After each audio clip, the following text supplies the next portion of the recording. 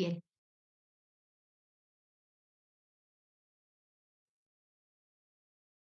Muy buenas noches, estimados colegas asambleístas. Para mí es un placer poder referirme a esta propuesta de modificación de la norma en base a la consulta popular y su aprobación el 21 de abril. Los ciudadanos han ejercido su derecho de participación mediante el voto popular y han aprobado las preguntas de la consulta popular y el referéndum. Esa es la máxima expresión de la voluntad ciudadana. La voz del pueblo, que nos vemos, en donde nos vemos representados todos nosotros, es la que se tiene que escuchar. No las voces de los actores políticos, no las voces de personas individuales que expresan su opinión, no solamente en este foro, sino en general en el Ecuador. Como máximo órgano de representación popular, la Asamblea Nacional no puede negarse a formalizar y aprobar estas disposiciones que constan dentro de la propuesta. Evidentemente, esta respuesta que nos ha dado el pueblo ecuatoriano es un mandato directo a la vena de parte del pueblo ecuatoriano para reformar las disposiciones constantes en el Código Orgánico Integral Penal, así como la Ley de Extinción de Dominio. Definitivamente, esto consolida un cambio, yo diría, de época, debido a que en este momento tenemos la impunidad campante en el país y además tenemos la impunidad en las calles. Y ya el Ecuador no da más con esta situación. Negar la aprobación formal de esta propuesta sería deslegitimar la decisión del pueblo, atropellar su derecho a ser consultado sobre los temas trascendentales y sobre cualquier tema que le corresponde al pueblo ecuatoriano pronunciarse. La historia nos juzgará, estimados asambleístas, si es que nosotros negamos esta propuesta como obstructores de la voluntad popular, como obstructores del futuro, como obstructores de lo que es correcto en el país. Al aprobar, en cambio, formalmente estas preguntas, estas respuestas, la Asamblea estaría ratificando el mandato expresado por la ciudadanía en el voto y también por nosotros en la Asamblea. Esto fortalece sin duda alguna la legitimidad y la fortaleza democrática de nuestro país. Nosotros simplemente actuamos como canal institucional, como el canal adecuado para canalizar de la manera jurídica correcta esa voluntad popular expresada en las urnas. Negarlo sería evidentemente negarle el derecho a los ciudadanos a expresarse incluso, y sería una afrenta y un insulto a la democracia ecuatoriana. Es por eso que nosotros, de manera obligatoria, tenemos que aprobar esta reforma o estas reformas, debido a su dimensión representativa, a su dimensión participativa y democrática en la decisión que toma el pueblo ecuatoriano a través del... Las imágenes de las masacres, los asesinatos, los secuestros, los atentados violentos que hemos vivido y que los vemos todos los días en los medios de comunicación, son sin duda alguna una afrenta a nuestra convivencia pacífica y nos interpelan como sociedad. ¿Hasta cuándo, estimados compañeros asambleístas, permitiremos que el crimen organizado siga desangrando a nuestra patria? Ese es nuestra labor y nuestra obligación.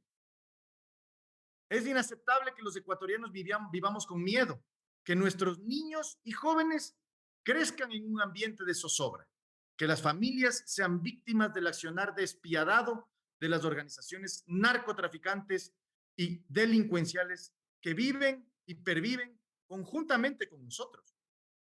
Nuestras Fuerzas Armadas y la Policía Nacional se han visto rebasadas sin duda alguna. Necesitan herramientas legales más contundentes de las actuales para enfrentar esta amenaza a la seguridad ciudadana. No es justo que ellos arriesguen sus vidas con un marco jurídico que favorece a los criminales en muchos sentidos. Por eso, estas preguntas de la consulta popular representan una gran oportunidad para dotarle al Estado de mayores facultades y de esa forma combatir el crimen organizado. No quiero dejar de referirme a la reforma respecto de la ley de extinción de dominio y discrepar con muchos de los asambleístas que han expresado su opinión aquí. Aquí nos estamos debatiendo entre un sistema que no existe una extinción de dominio que sea útil para la lucha contra el crimen organizado, versus un sistema que se está proponiendo en esta propuesta precisamente porque es la voz popular. Y me refiero específicamente a la exigencia de la sentencia ejecutoriada para poder proceder a la extinción de dominio. En el sistema actual se exige declarar culpable a un delincuente para poder recién ahí, años después, e incluso en ciertos casos, décadas después, iniciar un proceso de extinción de dominio. Esto no ha funcionado hasta el momento. Esta situación en la que nos encontramos, lo único que ha permitido es que los criminales hagan de las suyas manejando a los jueces penales, de tal manera que no habiendo una exigencia de sentencia ejecutoriada, lo que hacen los criminales es obtener una sentencia de inocencia, con lo cual, paradójicamente, el Estado ecuatoriano, después de ese proceso, tiene que devolverle los bienes a estos criminales. El sistema propuesto, sin duda alguna, es, por decirlo menos, sorprendente, porque lo que se pretende hacer es dividir la responsabilidad penal de la responsabilidad personal, de tal manera que el patrimonio generado en base a actuaciones ilícitas, en base al origen ilícito de los bienes, tenga su propio andarivel, su propio camino de juzgamiento. Con esa fórmula, lo que vamos a conseguir como sociedad es que los criminales, antes de poder manejar siquiera a los jueces penales, puedan tener ya sus bienes un destino en favor de la ciudadanía.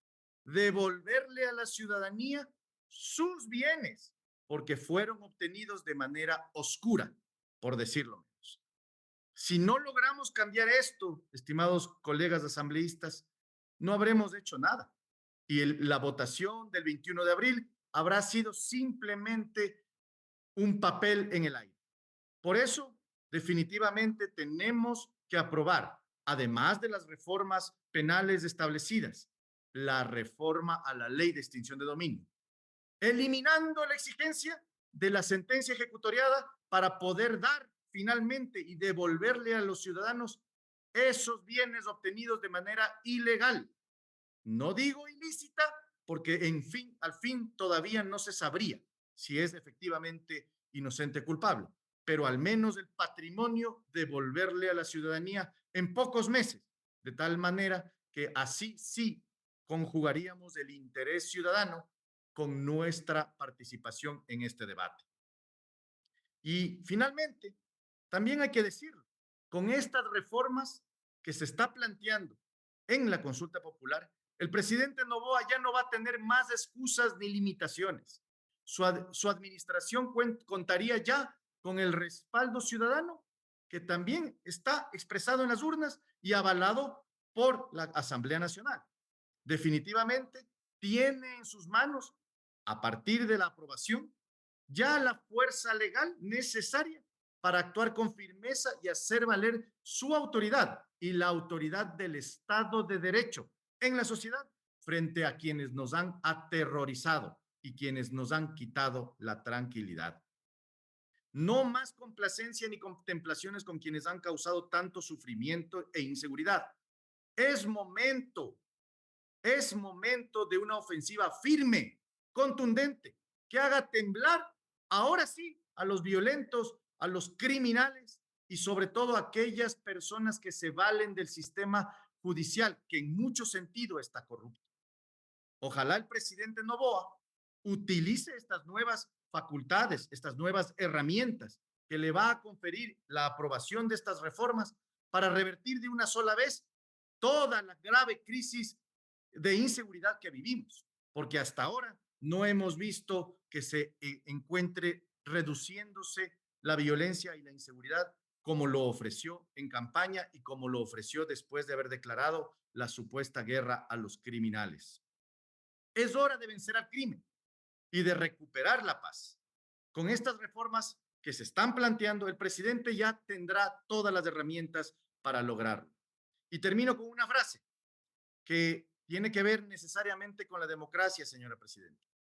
Entre las diversas maneras de matar la libertad, no hay ninguna más homicida para la República que la impunidad del crimen y la proscripción de la virtud.